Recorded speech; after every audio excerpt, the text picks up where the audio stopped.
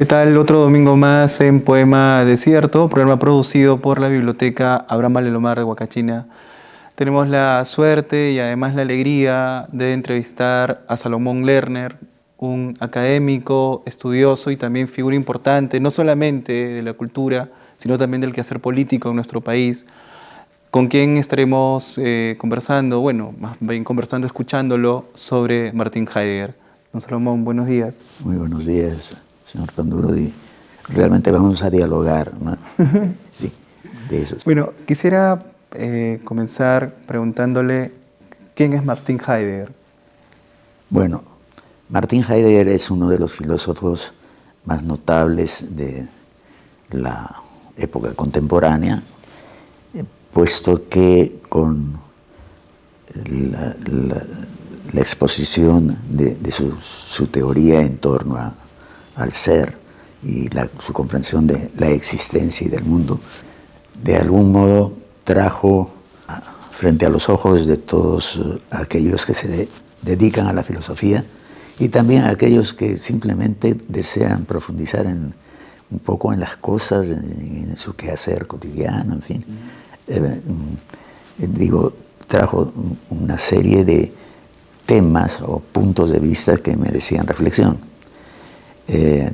Tuvo muchos discípulos, tuvo una vida que supone algún problema en tanto que él militó en el partido nazi siendo estando inscrito en el partido nazi fue nombrado rector de la Universidad de Friburgo. Pero solo duró un año su rectorado y luego lo dejó. Y no hay nada, creo yo, en su filosofía que pueda vincularse con una adhesión ideológica al nacionalsocialismo, ¿no?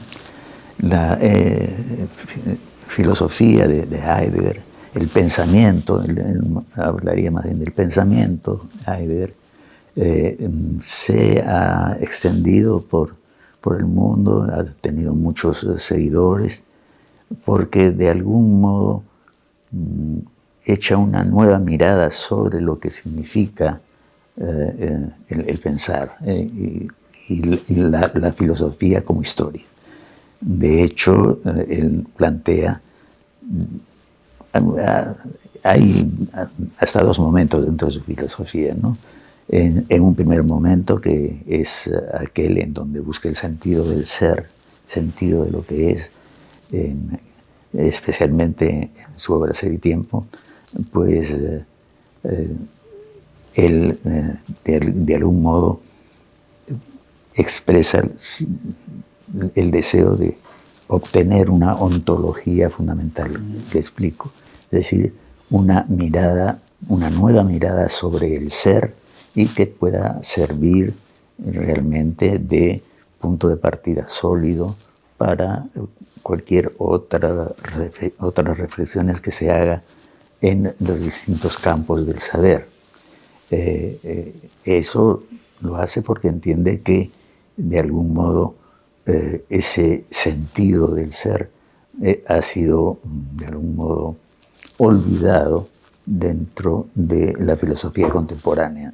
Por tanto, es una crítica muy severa a la filosofía que ha perdido este sentido de reflexión que apuntaba al ser, quedándose simplemente en las cosas que son, pero no en el ser.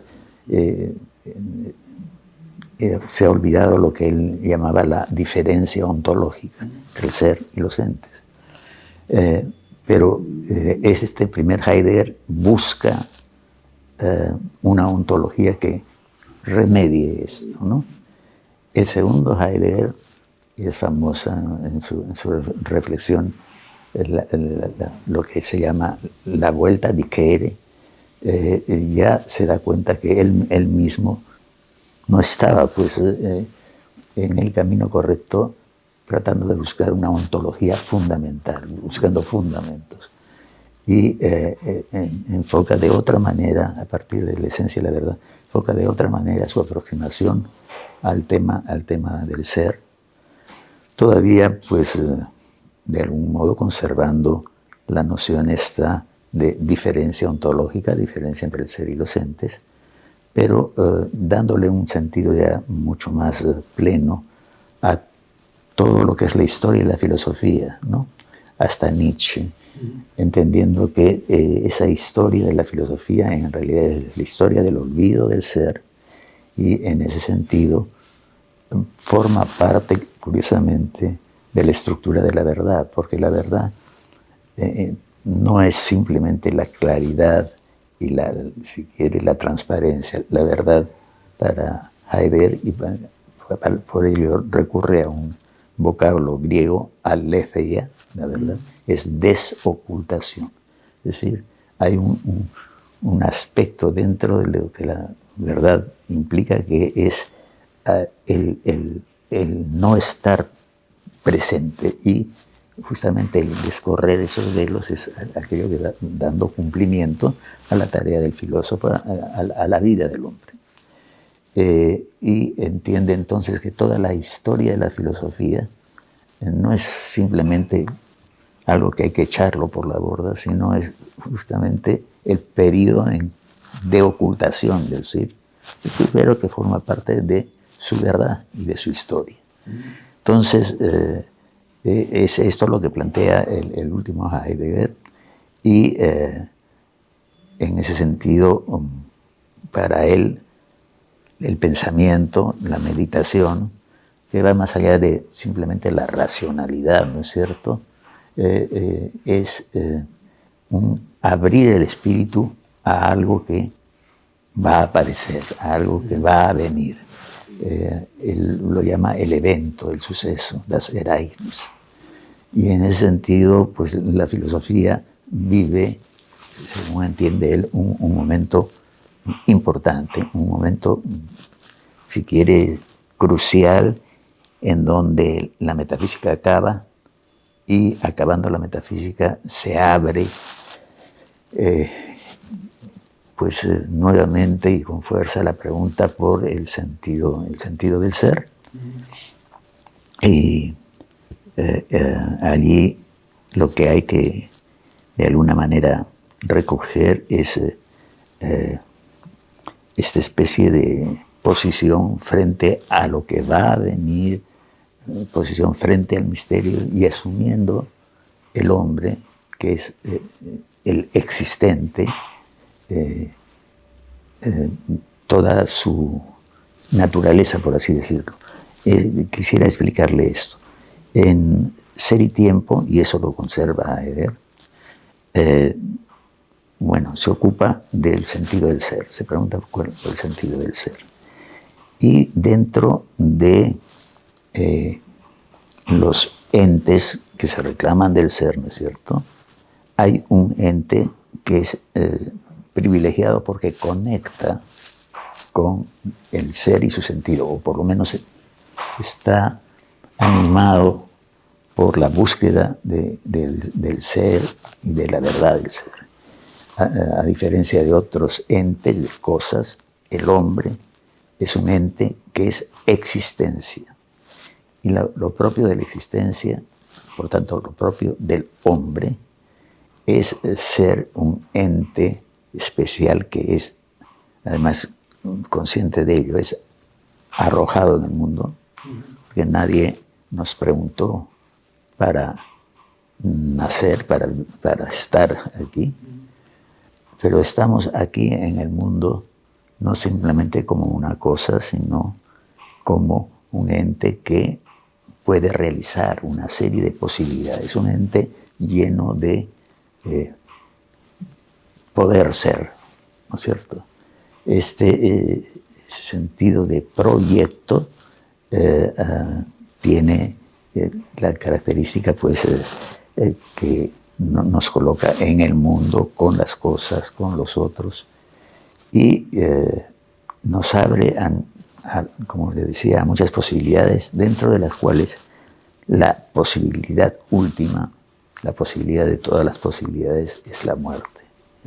Entonces, la existencia, el hombre es un ser nacido para morir, y eso es signo de su finitud.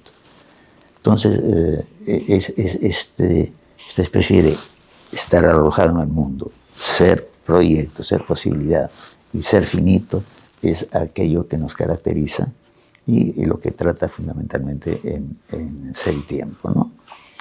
Ahora, todo esto, más que darnos respuesta, si quiere, nos invita a pensar en una serie de temas que quizá no hayan sido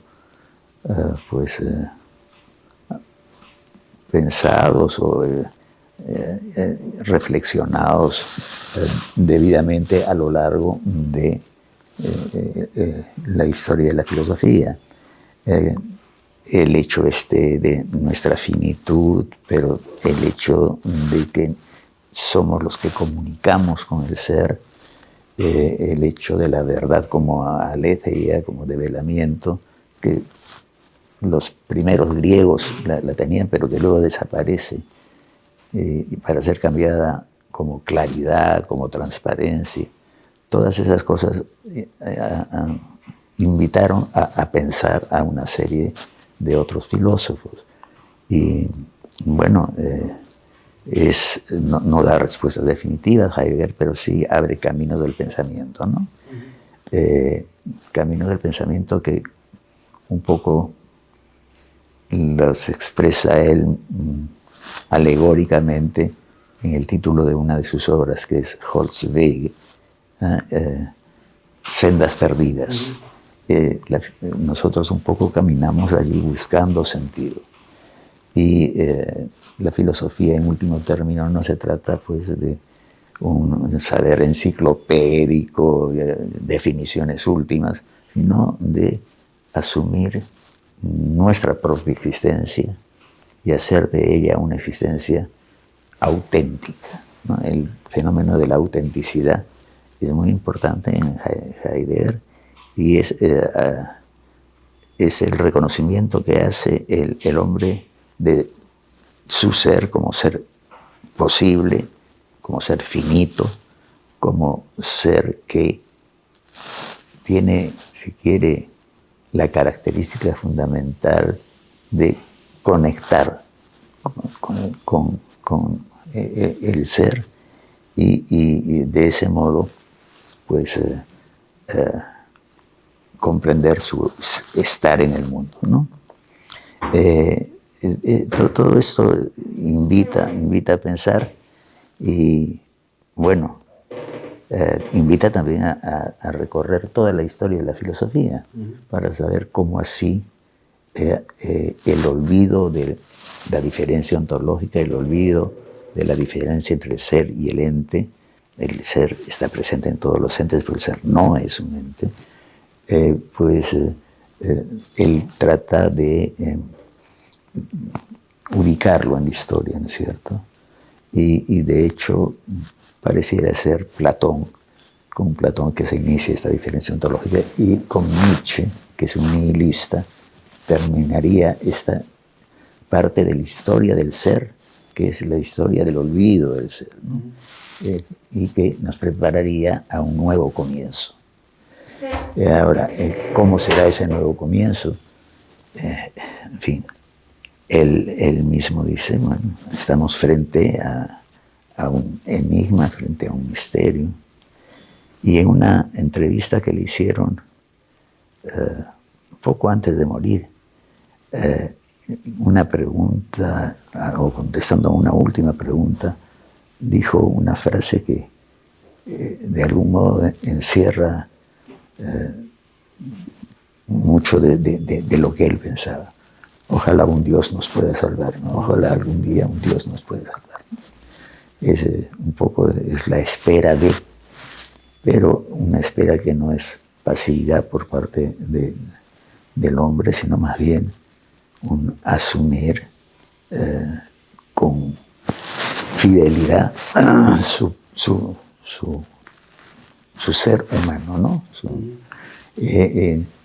Esto de alguna manera nos lleva a conversar sobre una ética y a preguntarnos si finalmente Heidegger, con todas estas reflexiones sobre el ser y la ontología y la diferencia ontológica y todo ello, no nos está un poco orientando hacia cómo vivir, hacia el mundo del deber ser. Él no acepta que sus planteamientos constituyan una ética, pero preguntado qué es sobre esto, en alguna obra, me parece que es en Carta sobre el Humanismo, dice que, bueno, en todo caso, si es una ética, es la ética con mayúsculas, ¿no? Y pues esa ética con mayúsculas y sería, si uno se pone a pensar un poco sobre ello, sería finalmente la ratificación de un mensaje que viene de antiguo. Es que la filosofía, si quiere, no es simplemente una disciplina académica que podamos aprender y recitar de memoria. El cartesianismo, Kant, sino es en el fondo un conócete a ti mismo, que lo que decía Sócrates es dentro de nosotros mismos que se tiene que dar esa especie de autorreflexión y que es el camino para abrirse a los otros. Yo solo asumiendo que es lo que en tanto humano debo hacer, es que puedo mirar a los otros, esperar algo de los otros y saber cómo comportarme con los otros. Y aquí ya salimos de Heidegger y pasamos a filósofos que un poco han estado inspirados en él, pero que justamente desarrollan el tema de la ética como un asunto fundamental a partir del cual se puede desarrollar una ontología, una metafísica. Las tesis tradicionales que la metafísica nos plantea el problema del ser y luego viene la ética para decirnos o hablarnos del deber ser. Bien, hay filósofos que en función de todo lo que les acabo de decir entienden que hay que comenzar por la ética y que la ética es lo que funda a la metafísica. En realidad yo solo puedo abrirme al terreno en el cual uno se pregunta por el ser, los modos de ser, etc., si es que uno sabe que uno es aquel que es en tanto es reconocido por el otro. El otro, en el fondo, con su presencia, con su mirada, me está de alguna manera interpelando. Y si yo asumo esto, mi deber ser para con el otro, esta especie de, si quiere, de hermandad, pues yo comienzo a entender lo que pueda significar el ser, pero a partir de la alteridad. Es un filósofo judío, Emmanuel Levinas, el que plantea esto, ¿no? El tema de la alteridad. Y creo que es un punto de vista bien interesante porque, en fin, en todo caso se evita el riesgo de un solipsismo, de un quedarse dentro de uno mismo y parte de una cuestión que es innegable. Nosotros somos en el mundo con los otros, lo que Heidegger llamaba la coexistencia, ¿no?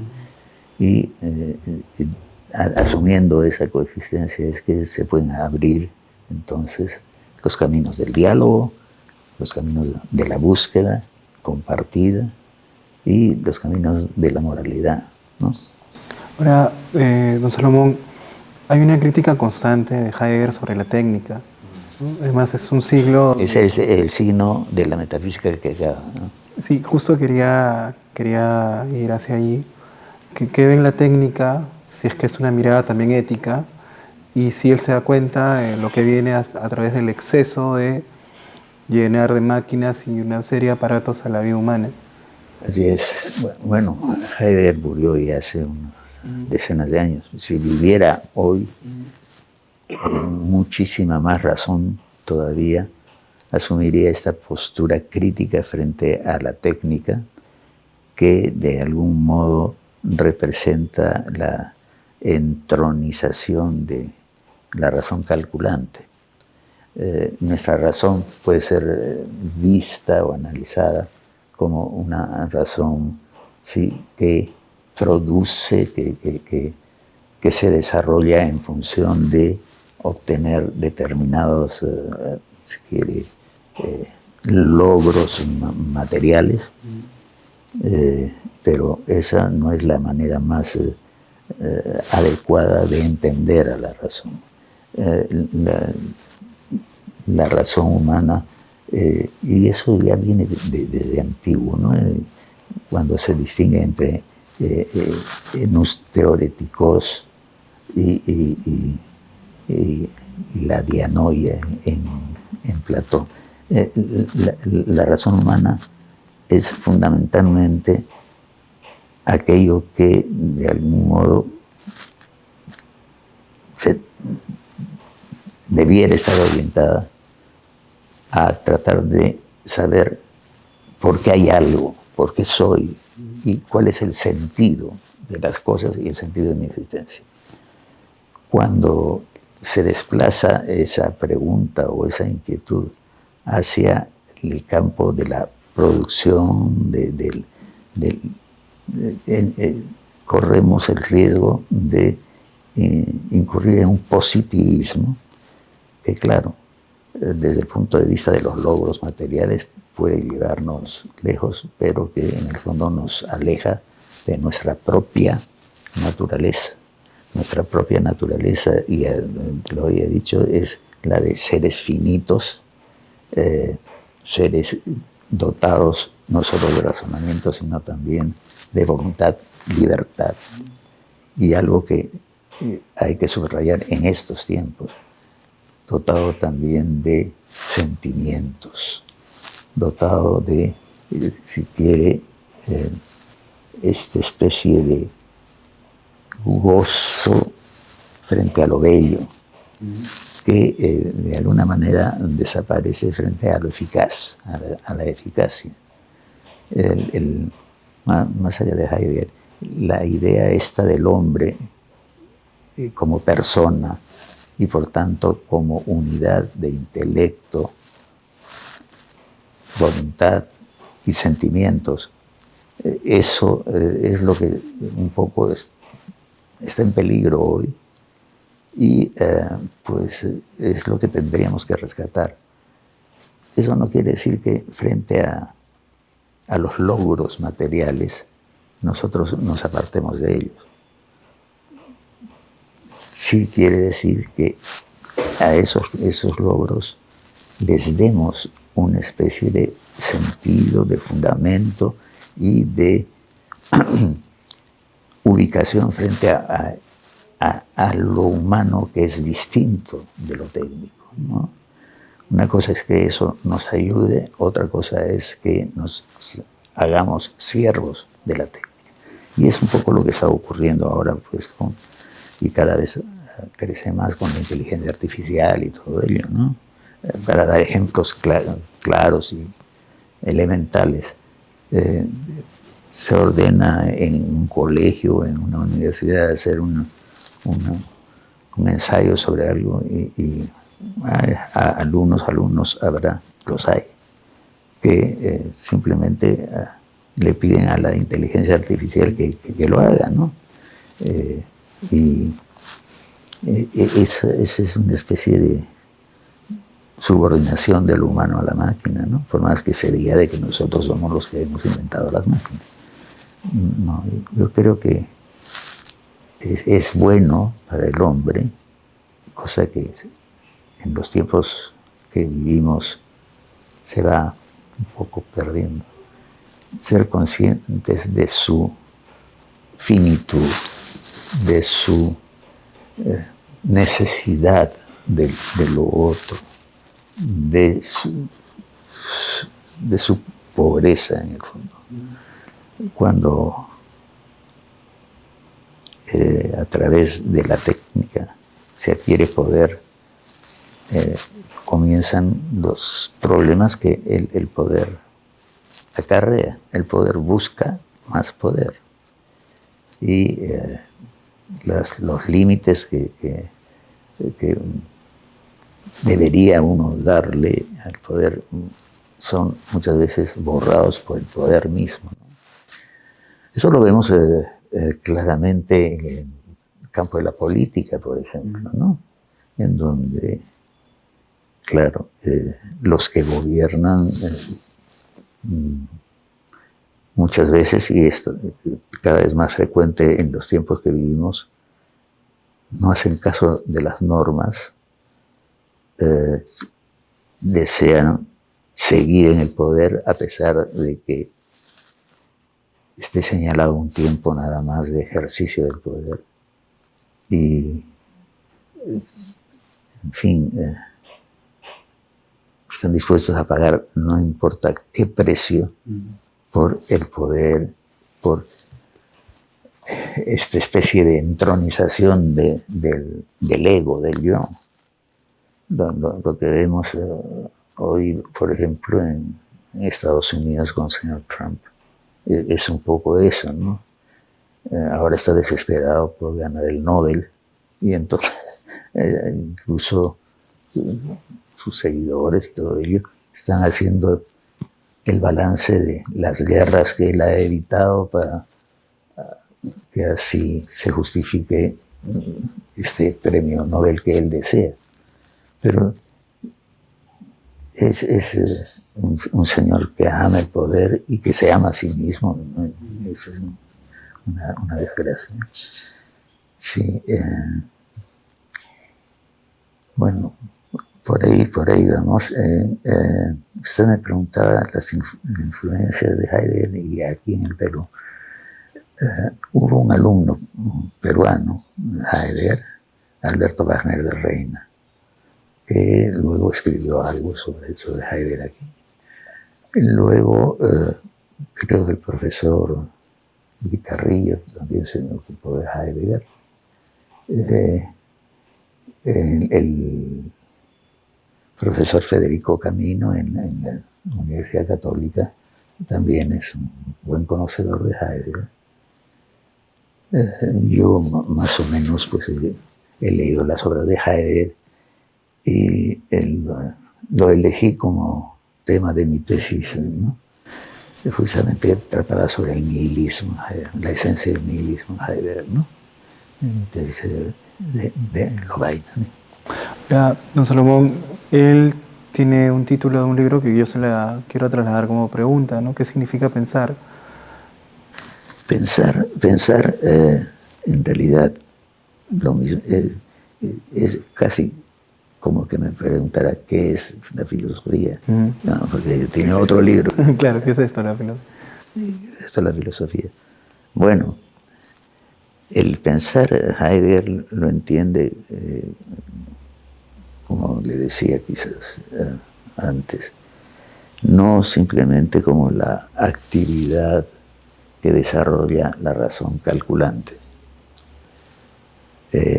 Pensar significa en el fondo una especie de reconquista de uno mismo, ¿eh? Es decir, en realidad es un pensador contemporáneo, pues un viejo mensaje, ser uno mismo, ganarse la autenticidad, ganarse la ipseidad, ¿no es cierto?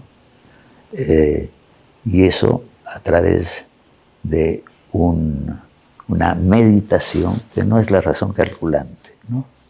Una meditación sobre el ser, sobre el ser, y meditación que empieza con una pregunta que es la pregunta, si quiere, tradicional de aquellos que se dedican a la filosofía o que simplemente en algún momento, entre comillas, piensan, porque hay algo en lugar de que no haya nada, ¿no?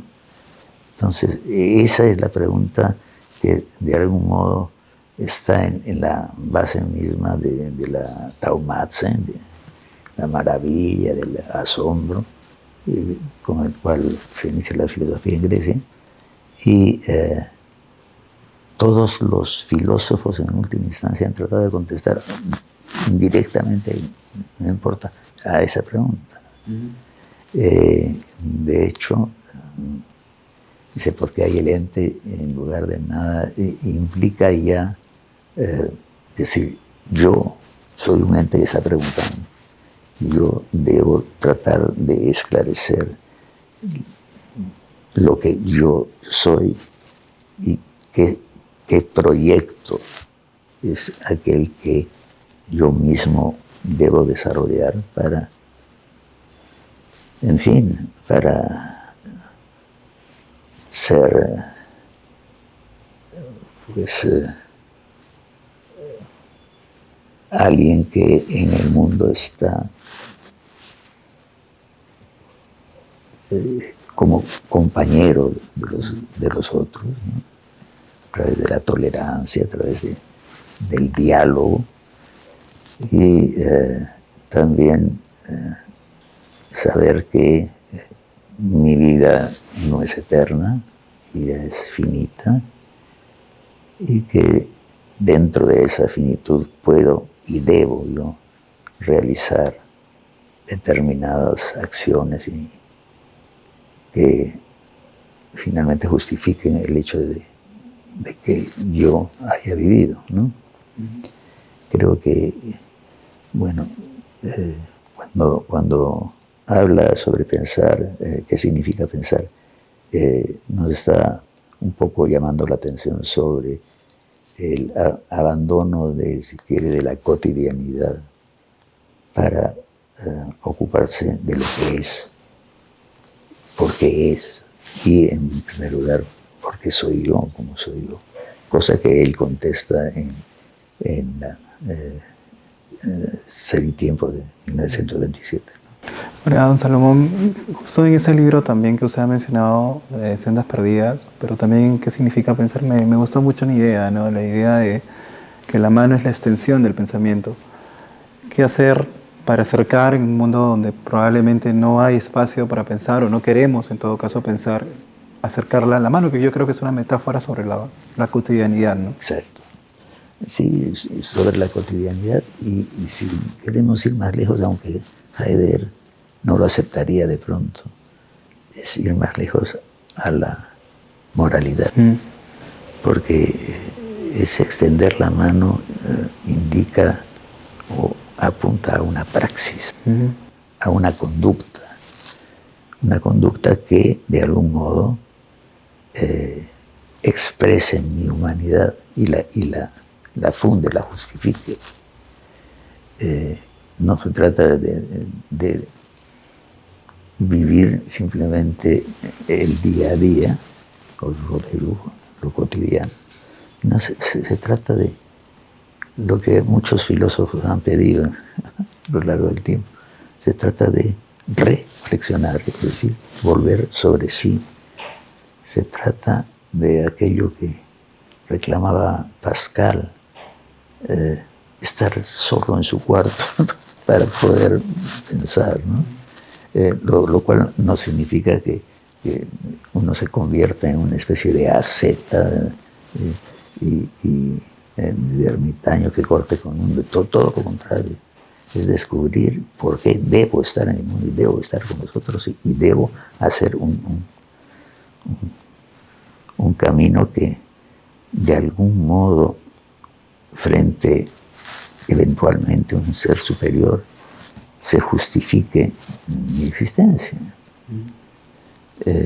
Ahí entramos en otro campo que es el campo de la religión, siendo juez de uno mismo. Creo que llegado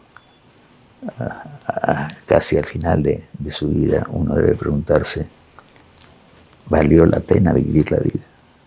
¿Le he dado sentido a mi vida?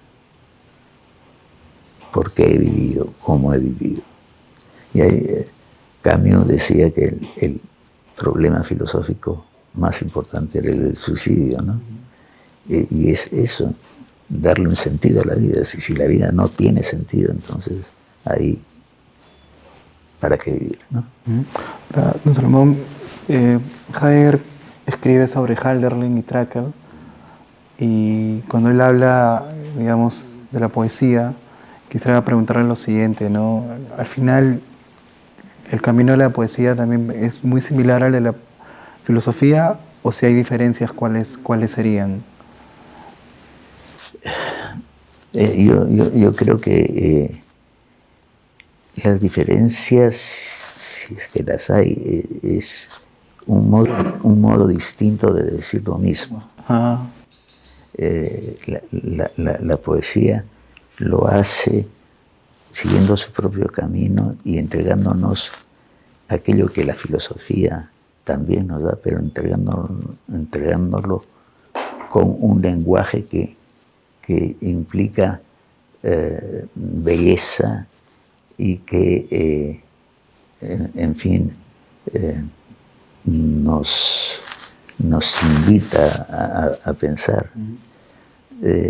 La filosofía, bien entendida, es también una invitación a pensar, no hay una filosofía hecha, construida, y no se puede entender, aquí hay una especie de problema, la enseñanza de la filosofía dentro de las instituciones académicas como la enseñanza de algo hecho, como la enseñanza de, claro, está la historia, la filosofía, empezar con Tales de Mileto, pero no, quizá hay que dar todo eso, pero como prolegómenos, como enseñanza previa, que lleve a que se haga realidad esto que debe perseguir, no importa qué curso de filosofía, el que uno haga filosofía. No se trata, además, de que uno se convierta en un gran filósofo que luego va a hacer historia, pero sí que uno busque el sentido a su vida y conozca sus posibilidades. Eso es la filosofía. Obviamente hay sistemas filosóficos que incluso dan respuestas últimas, pero la verdad es que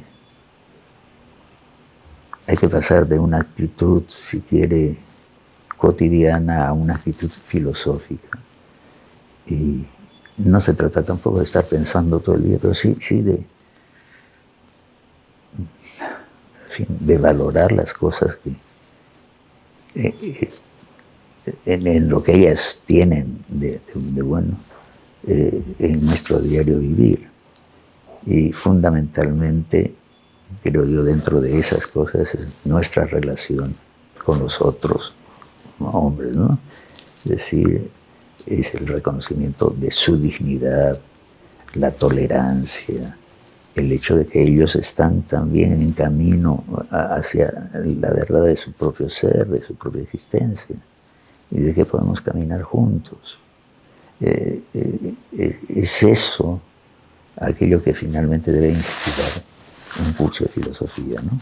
Obviamente en los exámenes se preguntará, pero yo estoy enseñando ahora filosofía antigua y medieval en la universidad, pero desde la primera clase le digo, vamos a tratar de introducirnos a la filosofía en el sentido de tener una actitud filosófica, ¿no? En el examen les voy a preguntar, obviamente, sobre Platón, sobre Aristóteles, pero piensen, ¿no? ¿Por qué? ¿Para qué? ¿Cómo? Es un poco eso, finalmente, ¿qué soy yo? ¿Quién soy yo? ¿Por qué existo? Son preguntas donde no hay una respuesta, sino aquella que se da uno mismo, ¿no? Don Salomón, usted me deja pensando en lo siguiente que dijo hace un momento acerca de la finitud, ¿no? de la vida y del ser humano. Bueno, creo que son palabras del Heidegger, se abre el horizonte, ¿no? de muerte. Pero también se abre, como usted también decía, el asunto de la vida. Y quiero preguntarle lo siguiente, si nos damos ya cuenta que ese es nuestro horizonte, nuestra llegada, eh, ¿qué sería lo esencial, no? Porque es una palabra también presente dentro de Heidegger. ¿Qué es lo esencial para, en todo caso, disfrutar o que esta vida al menos tenga algún sentido? Bueno, es un poco recordar que si bien es la imposibilidad, la, la, la meta final, sí se nos ha dado, sin embargo, un cierto camino por recorrer, que nos ha dado la posibilidad de proyectarnos y proyectar una dimensión humana, y que eso es una cosa valiosa que no desaparece con el hecho de la muerte, ¿no? Frente a la muerte, claro, dice Heidegger, surge la angustia, pero la muerte no debe ser aquello que me impida pensar. Por el contrario, es justamente porque he de morir que debo pensar cada cosa que hago y que de algún modo valida, hace pues importante mi camino hacia la muerte. Evidentemente, más allá de la muerte no podemos decir nada, ¿no? Pero creo yo, esto es personal, que debemos comportarnos de modo tal que si hubiera algo luego de la muerte, pudiéramos estar contentos de eso, ¿no? Hay que entender la vida como un conjunto de posibilidades, de retos, y en donde uno puede ir afirmando su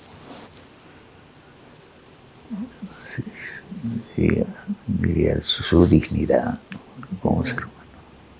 Ahora, don Salomón, no recuerdo el título del libro de Heidegger, pero me impresionó mucho que en los inicios hablara de la nostalgia, ¿no? De la filosofía como lugar de la nostalgia. Y en todo caso, ¿nostalgia de qué se puede de alguna manera sentir a través de la filosofía? Es la nostalgia, en el fondo, diría yo, de la verdad como descubrimiento. De alguna manera, así como se habla de angustia frente a la muerte, pues la existencia, ¿no es cierto?, que es aquello que de alguna manera cubre el camino entre el nacer, estar echado en el mundo, y el morir, dejar el mundo. Ese existir, de algún modo, pues despierta o debe despertar en nosotros el valor de ser humano, ¿no? Y por tanto, si quiere, la actitud de ver cómo ha transcurrido nuestra vida y cómo hubiera podido transcurrir mejor. En ese sentido, se podría hablar de una cierta, llamémosle, nostalgia o experiencia de lo ya vivido que hubiera podido ser de otro modo. Ahora, esto también tiene que ver no solo con la existencia, sino con el ser en general, ¿no? Heidegger usa mucho también figuras, ¿no? Y la nostalgia, de algún modo, bien podría aludir a esta historia del ser, en donde el ser se oculta y nosotros debemos explorar ese ocultamiento, haciendo que el ser regrese. Este regreso del ser es la verdad, es el develamiento, que se consigue gracias al pensamiento entendido como logos, es decir, la palabra humana, entendida en sentido fuerte, es aquello que de algún modo pues trae a las cosas frente a nosotros y las va develando, y nosotros las vamos de alguna manera, ¿no?, las vamos recogiendo. Ese es el proceso de la verdad, y es un proceso que finalmente yo entendería que puede ser entendido como un proceso que está atravesado de nostalgia, en tanto que pues, nuestra existencia es histórica, y la historia significa ir avanzando e ir dejando cosas, ¿no? La nostalgia de las experiencias vividas. Cuando yo tengo nuevas experiencias que me evocan las pasadas, podría darse allí, pero en fin, yo no estoy seguro de que esa sea la interpretación que pueda dar Heidegger, pero es un posible camino, ¿no? Bueno, don Salomón, ya estamos llegando a la parte final. Esta es una de las últimas preguntas, pero usted me transmite mucha paz, ¿no? Transmite mucha paz. Y se nos enseña muchas veces, esto es fuera de Heidegger, pero creo que igual está implícito, a aprender a vivir o aprender a sobrevivir, ¿no?, en un mundo tan violento. ¿Se puede también aprender a morir? Creo que la vida es, en el fondo, el conjunto de hechos que nos enseña cómo llegar sin angustia al amor. Yo creo que sí. La vida es una especie de aprendizaje del camino que nos lleva a morir.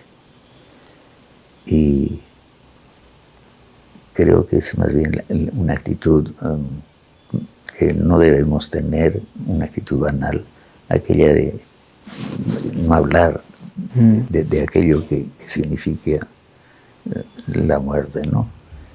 Obviamente frente a ella se siente angustia, lo dice Heidegger, pero hay un modo de curar esta especie de fastidio si es que uno vive la vida con autenticidad.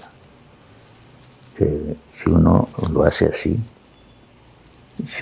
y aquí entramos en conceptos que Heidegger no maneja, si uno vive cumpliendo el bien, creo yo que puede llegar a la muerte con paz, con tranquilidad, sabiendo que hizo aquello que tenía que hacer, debía hacer. El que llega a la muerte después de una vida, si quiere usted, muy poco densa, creo que sí debe mirar la muerte como, en fin, como algo no solo misterioso, sino algo maligno. Y con esta pregunta nos despedimos. ¿Está de acuerdo cuando Heidegger en qué es esto la filosofía escribe que la filosofía no es un camino ni un medio, sino un fin en sí misma? Sí, es verdad que es un fin en sí misma, pero no es tan cierto, y el propio Heidegger lo demuestra a través de sus obras. La filosofía es también un camino. Y es un camino que que hay que recorrer a pesar de las dificultades que este camino tenga, porque son sendas perdidas, ¿no es cierto? Es decir, es búsqueda, a veces es asombro, a veces es angustia, busca hacer comprensión. Entonces, claro, la filosofía es, yo le diría que es el camino y es el fin. Se confunden ambas, ¿no? Y coexisten, y la manera de ver cómo así se da esa coexistencia y se da esta especie de entrecruzamiento. Eso justamente apela a la filosofía, con curioso, aunque parezca pues un poco una especie de circularidad, ¿no?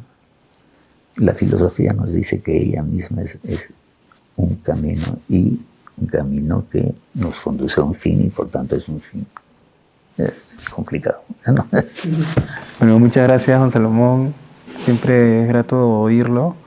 Gracias también por permitir entrar a su casa y que esta entrevista además sea vista por gente muy joven que esperemos también se acerquen a filosofar, ¿no? Y a los textos de filosofía. Bueno, nos vemos el próximo domingo. Como siempre, los invitamos a visitar la biblioteca de lunes a domingo de 9 a 6 de la tarde.